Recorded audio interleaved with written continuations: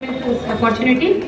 सो आज का हमारा टॉपिक है ब्रेस्ट फीडिंग, जिसको हम लोग कॉमन लैंग्वेज में स्तनपान भी कहते हैं। सो ये बहुत इंपॉर्टेंट होता है, ये बच्चे के लिए ना ही एक पोषक आहार है, जबकि इसको हम लोग कैसे कह सकते हैं कि ये it is boon for the new born child. ठीक है, तो स्पेशली जैसे जो मदर सेकेंड टाइम माँ बनी है, थर्ड टाइम माँ बनी, उनको एक्सपीरियंस होता है ब्रेस्ट फीडिंग का।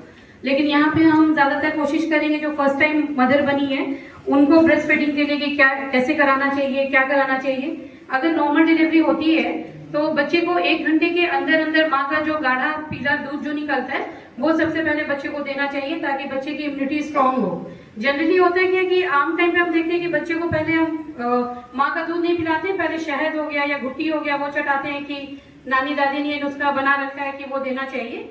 ये नहीं होना चाहिए, ये गलत है।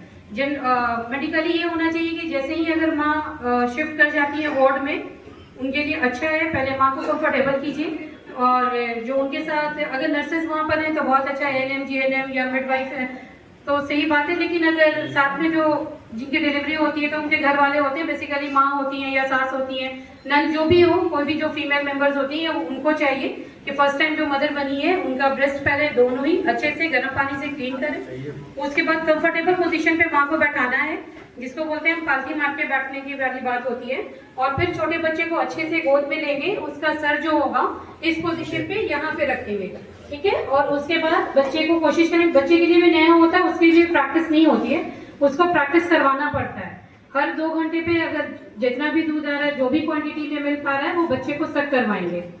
धीरे धीरे सक करते करते करते बच्चा प्रॉपर सकिंग सीख जाता है।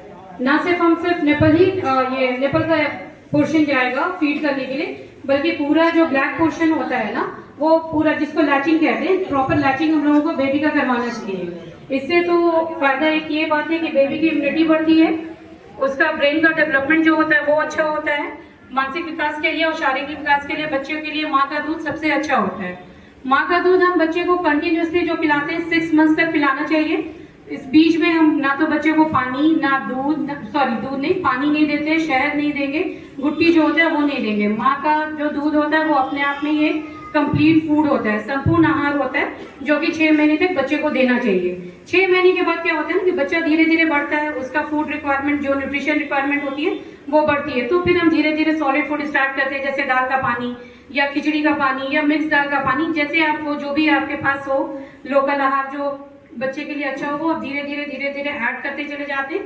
फाइनली जो एक हम बोलते हैं कि बच्चे को ड्यूरेशन कितनी होनी चाहिए, तो वो 2 साल तक कंप्लीट बोला जाता है कि बच्चे के हेल्थ के लिए और माँ के भी हेल्थ के लिए, दोनों के लिए बेनिफिशियरी है कि आप उसको 2 साल तक कंप्लीट माँ का दूध पिलाइए। और 6 महीने तक तो सिर्फ माँ के दूध पे ही बच्चे को पलना बढ़ना चाहिए। 6 महीने के बाद आप उसमें सॉलिड फूड धीरे धीरे ऐड कर सकते हैं। और ये चीजें भी माँ के लिए भी, माँ का दूध फीडिंग कराना बहुत बेनिफिशियल होता है। जैसे ही डिलीवरी के बाद होता है क्या है कि ब्लीडिंग का खतरा उसमें कम होता है, कॉन्ट्रैक्शन यूट्रस जो कॉन्ट्रैक्ट करता है, और मदर का और एक बेबी का भी एक इमोशनल बॉन्ड बनता है, बच्चा थोड़ा सेफ फील करता है।